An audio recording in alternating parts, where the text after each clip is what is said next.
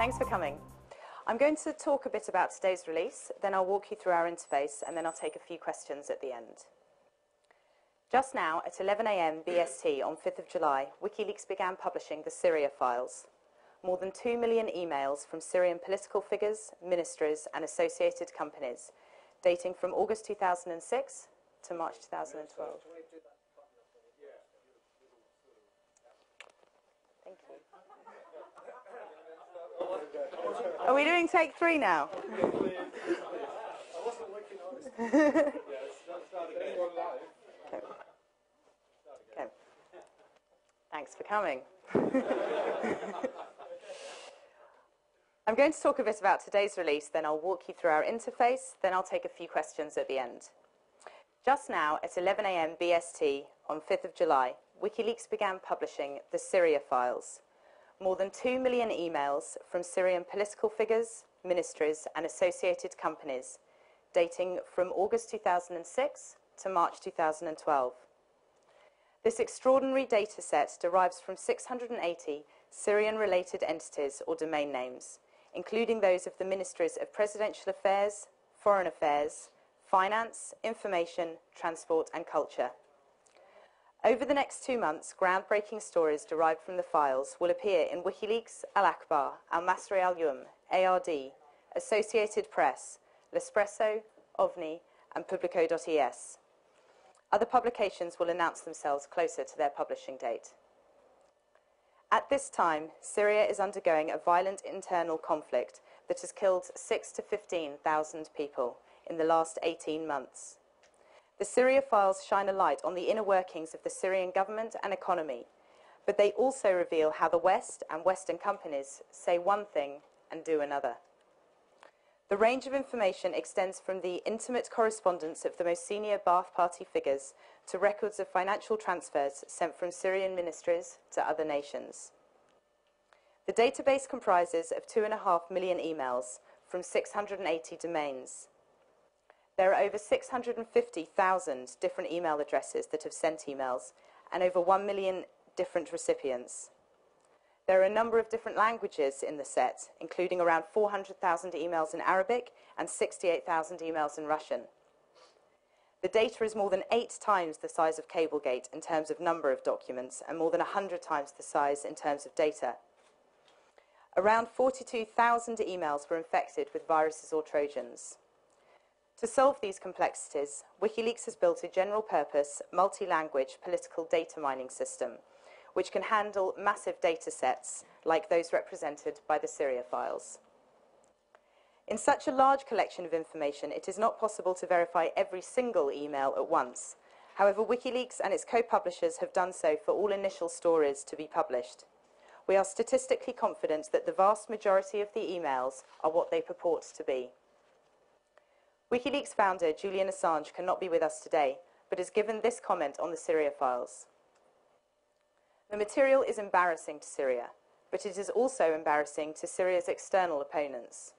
It helps us not merely to criticize one group or another, but to understand their interests, actions, and thoughts. It is only through understanding this conflict that we can hope to resolve it. We would like to thank our sources, technical team, donors, and defenders, without whom this contribution to the historical record would not be possible.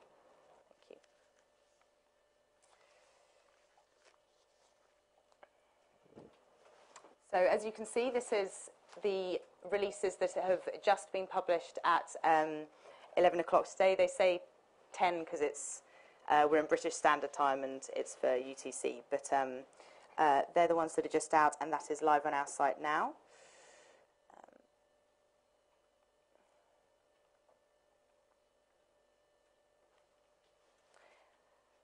I will show you a little bit of the search interface I was just describing. What I'll do is I'll look up just a couple of searches, but about one of these stories that have been published here today. This is the first story to be published from these files. It's about Selex, which is a company belonging to the multinational Western defense giant Finmeccanica. Finmeccanica owns DRS Technologies, a leading supplier to the US defense and intelligence community. In the database, there are emails demonstrating that Selex sold a technology called Tetra to the Syrian government. This technology allows police forces to communicate in a secure and reliable manner. The database demonstrates that the selling, the assistance and training by Celex continued through to this year.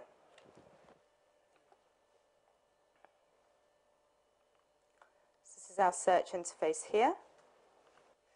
If you were to, on the example of that story, put in a term here. Now this would search, because of the ratio of the screen, it looks a bit funny at the end, so I do apologise. But if you were to search, put a name or any term in there, that will search all the documents, the attachments, or file names within the attachments, etc. So that's sort of a term to go through the entire database that's there. So if we just try that.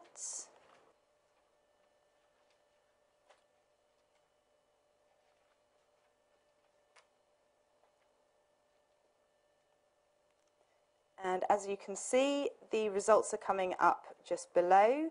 So there's almost 2,000 results just for that term. You can obviously open individual emails.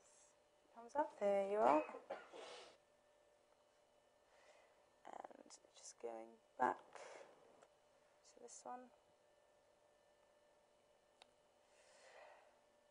Then below the search terms box, there are different ways to restrict the search that you've done. So you can do the subject includes, that's obviously just within the subject line of the email, what's included, and below that, what's excluded. So you could exclude spam or press releases, for example, if we wanted to exclude the word files.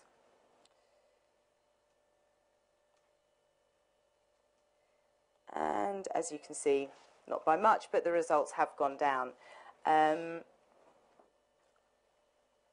You can limit by the recipient counts, which is quite a useful one if you're looking for the more private emails. You can restrict the number of recipients in that way, limiting by date if you're beginning to get an idea of a story and want to reduce the time with which you're searching. Obviously, if you're looking for specific people from and to. This one just down here is quite a good one, the mailbox owner. For example, if we'd seen an interesting email accounts that the emails were coming from, we can start to look specifically just at those. So for example, if I start to type in this, we can see, this is for Intracom, which is one of the companies that are involved in this story. And as we start to type it in, we can see all of the email addresses that are from that domain, and all the different individuals that have an email address at that domain. The number in brackets afterwards is the number of emails that they're either sent an email from or to. So you can start to limit it that way. Or if you just want everything from Intracom, rather than looking for a specific person, if it's just that company you've decided is of interest rather than a specific person, you can do the same by typing it in there, and we can see the full number of emails that have gone to or from all email addresses that company has. The interface reads the Arabic and reads the Russian, which is quite a complex thing to do. Obviously, they're very different letters that are used. The language goes in different directions. So this is quite a complex thing to be able to cater for all of these different languages. We are also working with our co-publishers on any additional features. For example, someone said that it would be good to be able to filter by language, so that's something that will be implemented on this search interface soon. So it's quite a complex system, but it's also one that is able to be utilized for many different large data sets and would work in a pretty similar way, and features are being added all the time. So this is just a quick look for you there at the interface that us and our publishing partners have been using. And I think that is all on that. I will just show you, and then take a few questions with our graphic on the screen there. So someone's going to... I just want to, we'll take a very limited amount of questions, but I know Julian is very newsworthy at the moment. Can we just keep the questions to do with the release? We have no news that you don't already know with regards to Julian, and so I'll hand over. Can we take sets of 3 and give 3 questions at a time? What did the Syria files tell you about the relationship between Russia and Syria over the last year? Can you give us any headlines from this, anything that we can take away from this before going through the interface, and just the latest on Mr. Assange and what he's feeling there in the Ecuador embassy right now? Is there information about the opposition in Syria as well and companies that are dealing with them, or only about the regime?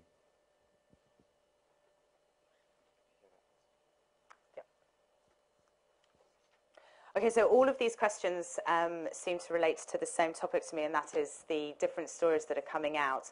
Obviously, we're unable to comment on the stories until they're published. I've been through the first story briefly that we are publishing today. There are a number of others that will be scheduled over the coming months and probably longer.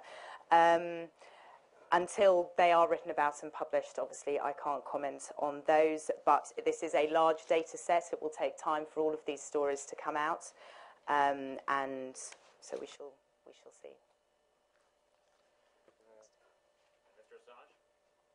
Assange? As my colleague said, Can we just this keep the isn't questions about to Mr. this? Assange. Is he going to the Belgravia police headquarters tomorrow? Do you have a figure on how many emails involve British companies? I think we're taking 3 and then I'll... Is there any information on Blue Coat Technologies, the American company that sold equipment to Syria? Does this mean WikiLeaks is back on top and able to continue publishing new data after quite a hiatus of not doing so? The rebranding of WikiLeaks with the new partners, are you going to become a mainstream media instead of a opposition with the face of Julian Assange in the front? Is it going to be something else? With regards to British companies and Blue Coat, a bit like the other one, I can't go into specifics, but I do believe both are mentioned in the database, and we will see the actual stories as they get printed.